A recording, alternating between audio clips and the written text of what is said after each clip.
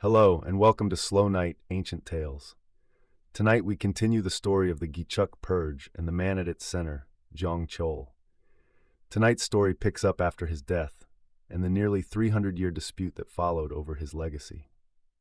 In the Imjin year, Japanese forces invaded Joseon, plunging the whole country into war. In this national crisis, the court called Jeong Cheol back into service. Despite his old age, he traveled to Ming China and helped raise volunteer troops, doing what he could for the war effort. Then, in the Gapo year, during a lull in the fighting, Jeong Cheol passed away. With him gone, the Easterner faction moved quickly. Petitions poured in calling for the restoration of the honor of Choi Yong-gyong, who had died in prison years earlier. But this campaign had a hidden purpose. If Choi Yong-gyong were elevated as a righteous man, then whoever had caused his death needed to become a villain in turn. That role fell to Jeong Cheol. The court began circulating the claim that Jeong Cheol had only pretended to help Choi Yong-gyong while secretly ensuring his death. From May to November that year, the government debated this matter almost daily. By winter, the already deceased Jeong Cheol's official rank was stripped from him.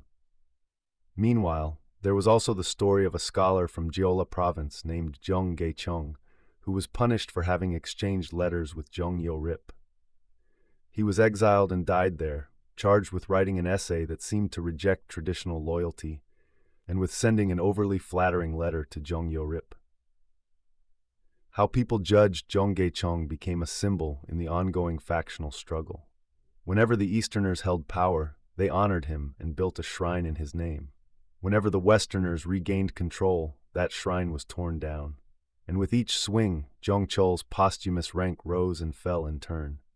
Even after King Seonjo died and Prince Gwanghae took the throne, petitions calling for Jeong Cheol's rehabilitation continued. Gwanghae initially postponed the matter, saying it couldn't be discussed until the 3-year mourning period ended. But once 3 years passed, the debate flared up again. Time passed, and under King Seonjo, when the Westerners returned to power, Jeong Cheol's sons petitioned to restore their father's honor. King Seonjo agreed, returning Jeong Cheol's rank, and the following year, Jeong Cheol's rank was restored as well. It seemed the matter was finally settled. But it wasn't. 70 years after the original incident, during King Hyojong's reign, a new petition called for Jeong Cheol's shrine to be torn down again, and it was.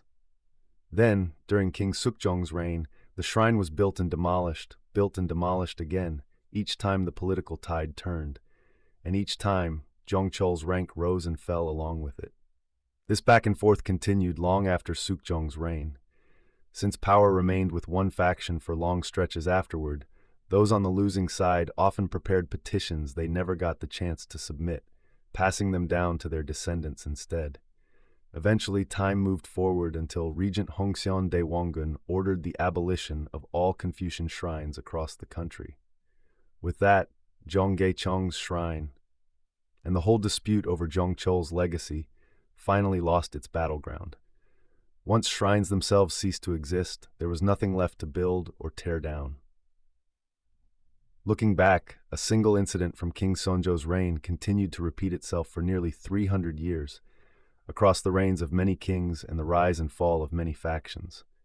One wonders what Jeong Cheol, resting in his grave, might have felt watching this long dispute unfold. That's all for tonight's story. One man's honor, rising and falling for nearly 300 years. It's the kind of story that leaves you thinking. Perhaps the conflicts weighing on us today will one day be looked back on just as quietly, just as distantly. Set down whatever burdens tonight and walk gently into a peaceful sleep.